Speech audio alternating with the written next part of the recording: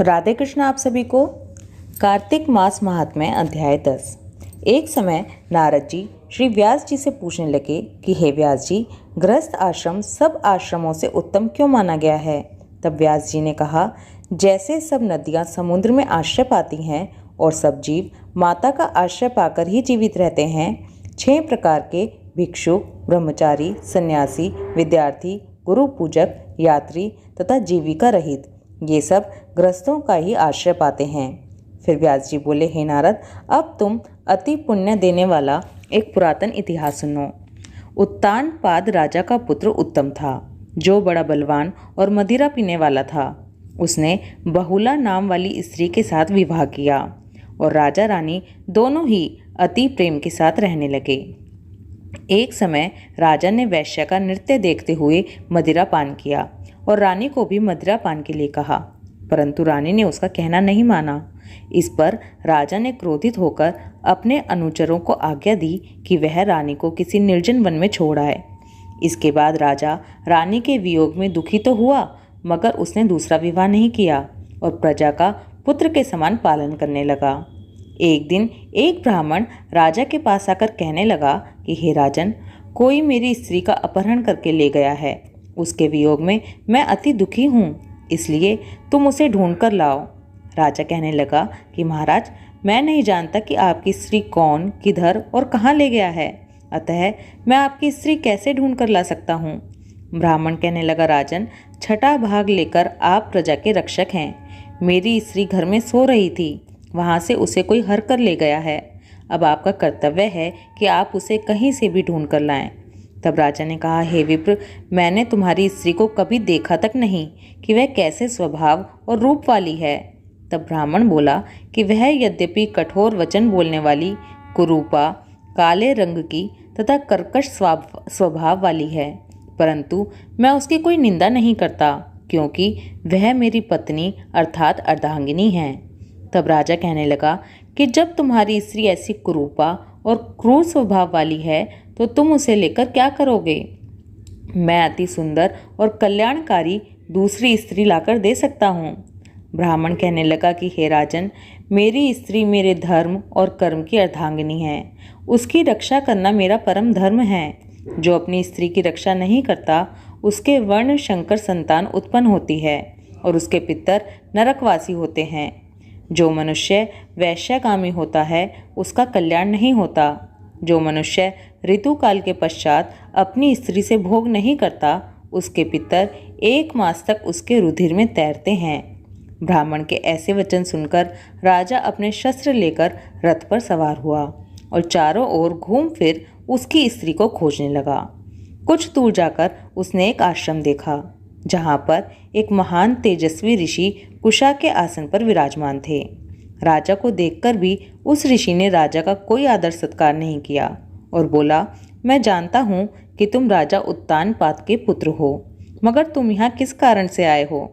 राजा कहने लगा, हे मुने, ब्राह्मण के घर से कोई इसकी स्त्री को हर कर ले गया है। मैं उसी की खोज में इधर आया हूँ, परंतु आपने अर्घ्य आदि कुछ भी नहीं दिया और ना ही किसी प्रकार का सत्कार किया। इसका क्या कारण है। ऋषि ने उत्तर दिया, हे राजन, तुम अर्घ्य योग्य होते हुए भी इस समय उसके पात्र नहीं हो, क्योंकि तुमने अपनी निरपराध स्त्री को वन में त्याग दिया है। जहाँ स्त्री का यह धर्म है कि वह तन मन से अपने पति की सेवा करे तथा उसकी आज्ञा का पालन करे, वहाँ पुरुष का भी धर्म है कि वह अपनी स्त्री का यथोचित सम्मान करे। जिस घर में स्त्रियों का सम्मान होता है, वहाँ पर देवताओं का वास होता है। जहाँ स्त्रियों का अनादर होता है, वहाँ कभी सुख शांति नहीं रह सकती। इतना सुन राजा लज्जा युक्त होकर पूछने लगा कि भगवान, आप भूत, भविष्य और वर्तमान तीनों काल के जानने वाले हैं, इसलिए कृपा करके बताइए कि ब्राह्मण की स्त्री को कौन और कहाँ हर कर ले गया है। ऋषि कहने लगे कि हे राजन, अदिति का पुत्र वलाक नामक राक्षस उस ब्राह्मणी को उत्पलावत वन में हर कर ले गया है। सो जाओ और उसको ढूंढकर ब्राह्मण का संयोग कराओ। राजा ने मुनि को प्रणाम किया और अपने रथ पर सवार होकर मुनि के बताए हुए मार्ग पर जाकर उत्पलावर्त वन में जा पहुंचा। वहां जाकर देखा कि एक स्त्री विल्व फल खा रही है। जैसे ब्राह्मण ने बताया था वैसा ही उसका रंग रूप देखकर आए हुए स्थान पर जाकर राक्षस को देखा। राजा को देखकर वह राक्षस उसके पैरों पर गिर पड़ा और कहने लगा कि हे राजन, मुझे क्या आज्ञा है। राजा ने कहा कि हे निशाचर, तू इस ब्राह्मणी को क्यों लाया है।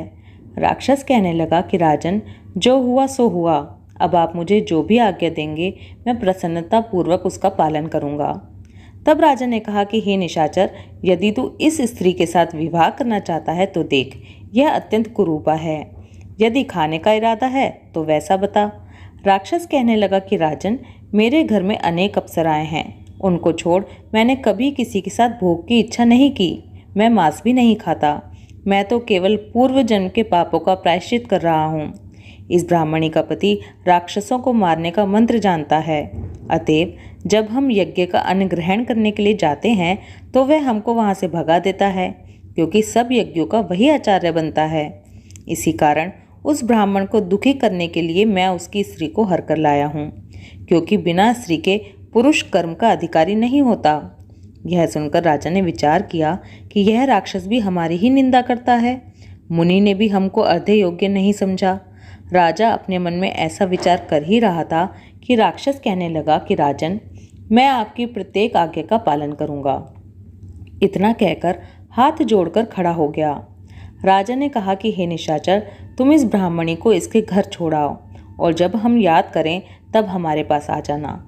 राजा की आज्ञा पाते ही वह राक्षस उस ब्राह्मणी को उसके घर छोड़ने चला गया। तब राजा सोचने लगा कि मैंने अपनी निर्दोष स्त्री को घर से निकाल दिया। अब ऐसा कौन सा पुण्य कर्म करूं जिससे यह पाप दूर हो। तब राजा पुनः उन्हीं मुनि के पास गया और उनसे अपना कर्तव्य पूछा। मुनि ने कहा, हे राजन, पुरुष के लिए स्त्री धर्म, अर्थ, काम और मोक्ष सभी कुछ देने वाली है। स्त्री के बिना पुरुष को इस लोक तथा परलोक कहीं पर भी सुख नहीं मिल सकता। स्त्री चाहे कैसी खोटे स्वभाव वाली, मूर्ख, कुरूपा, रोगी और दरिद्री क्यों ना हो, पुरुष को उसका सम्मान करना ही चाहिए। राजा कहने लगा कि हे मुने, मैंने अपनी निर्दोष एवं पतिव्रता स्त्री को बिना अपराध त्याग दिया। अब मैं क्या करूं?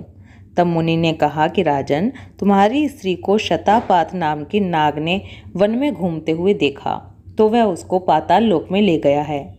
उस नाग की नंदा नाम वाली एक कन्या है, उसने अपने घर में उसको छिपा रखा है। यह सुन राजा वहां से अपने घर आया और ब्राह्मण को स्त्री सहित अपने घर में देखकर बहुत प्रसन्न हुआ। तत्पश्चात राजा ने वलाक नामक राक्षस को याद किया तो वह तुरंत ही राजा के पास आकर उपस्थित हो गया। वलाक को देख राजा ने उसे पाताल लोक से अपनी स्त्री को लाने का आदेश दिया।